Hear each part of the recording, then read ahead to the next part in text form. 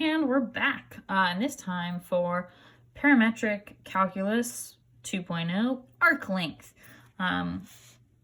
So a prompt might be, find the arc length of the parametric curve given by x, something in terms of t, and y, something in terms of t, from some time to another time. So what was the distance the particle traveled if it's moving along, if the position of the particle is given by blank and blank, for example. So with this arc length formula that we're going to prove, we need to make a couple of assumptions. First, we assume that the arc length is traced out exactly once as time is increasing. So really we're saying we're not going around and around and around and around in a circle, otherwise we're double counting. We also assume that the curve is traced out from left to right. So it's not going to go backwards as time increases. So this last part here, we can write mathematically as our first derivative of the x component is going to be greater than or equal to 0, meaning it's moving to the right in the forwards direction. And we are not going to be returning. So I'm gonna move this around.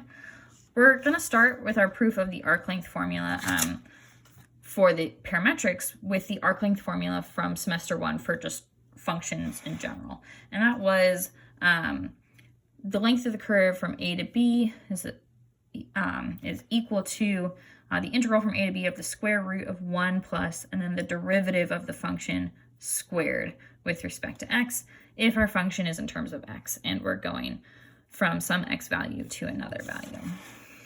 Why we use this formula for arc length of parametrics and move from there is because we have a nice formula for the derivative of parametric functions from our earlier video that we just watched. So we can take this and figure out what the derivative is, what that is equal to for parametrics.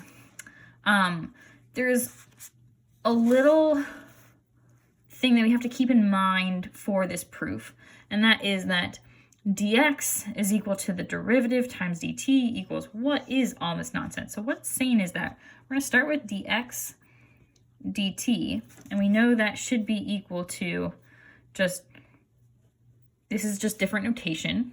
Now, what if we multiply by dt on both sides, just like what we did in our differential equations unit, and we get dx equals f prime of t times dt.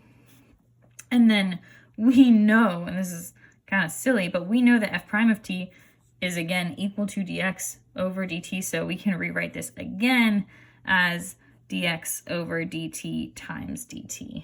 And notice that is definitely okay to say because these would divide to 1. So this is an algebraic manipulation that we're going to use later in the proof. So just something to keep in mind. Pause if you need to as you decompress.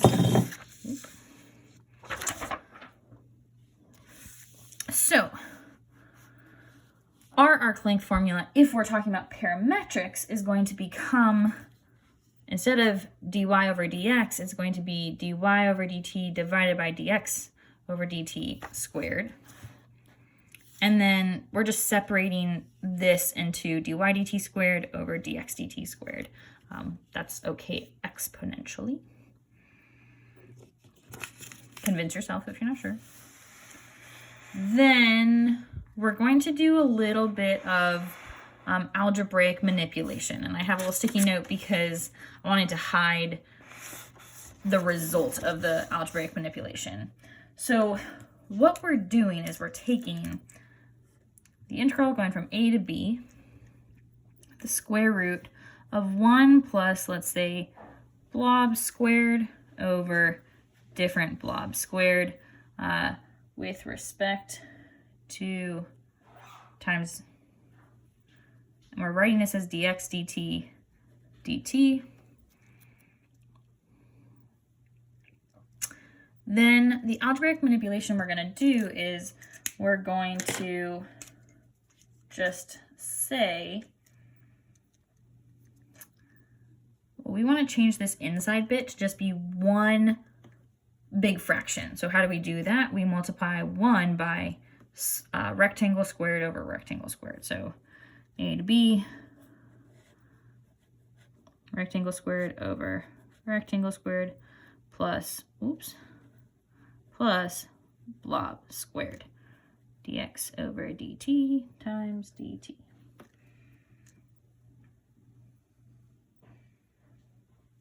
So I want to take you a minute to make sure that you're convinced that yes, this is okay to do. If you hear that little jingle, yes, that is Albus. He's running around the house. This square root does go for the whole thing. So algebraically, we can do another step. If we can split these into two pieces. So let's take the square root of the top and the square root of the denominator. And then, well, the square root of that rectangle squared is really gonna just be the rectangle. So we have the integral from a to b, the square root of rectangle squared plus blob squared all over the rectangle times, let's just call this dx, because dt divided by t is dx. So now that we have done all this algebraic work, let's go back and what is the boxes, what is the bubble? So we can pull this over, going from a to b. We have the square root, and then the box is going to be dx dt, because that was what was in the denominator. dt squared plus blob squared is dy dt squared, divided by the rectangle is still dx dt, and that's still in the integral, times dx.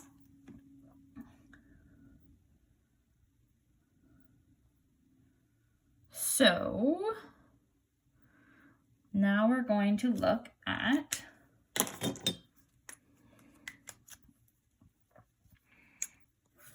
these two terms, and we're going to ask ourselves, how can we simplify them? And, well, really, these two terms are 1 over dx dt times dx. So we can simplify that by writing that as dx times fractions. When you're dividing a fraction, you multiply by the reciprocal, so dt over dx. And remember that we had said we can treat them like a fraction, and so what we're left with is just dt. So where does that leave us with? The integral from a to b, the square root of dx dt squared plus dy dt squared with respect to t. Now, let's take a moment and just say this makes sense. Why? Why is this as the result? Like, why do we want the dt's? Why do we want a's? Why do we want these things in here? Well, first we want dt because both of these components, when we take the derivative of our x component and our y component, we're going to have a function in terms of t, not x or y. So that is good. A and b are going to be periods of time. They're not going to be x values anymore. And let's think about, what does this square root of something squared plus something squared remind us of? You might be thinking the Pythagorean theorem or the distance formula, and that's exactly right. Those are also connected. So this right here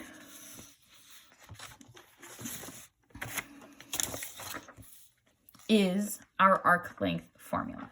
If the curve is being traced out from left to right, and it's a smooth curve, meaning it is, what's the word I'm looking for? Continuous. Then the length of the arc is given by this formula. So let's use it. And similarly with other arc length formula problems from first semester, usually you'll be allowed a calculator on this as well. So find the arc length for the curve defined by x is equal to t minus 1 and y is equal to 1 over t plus 1 on the interval 1 to 3.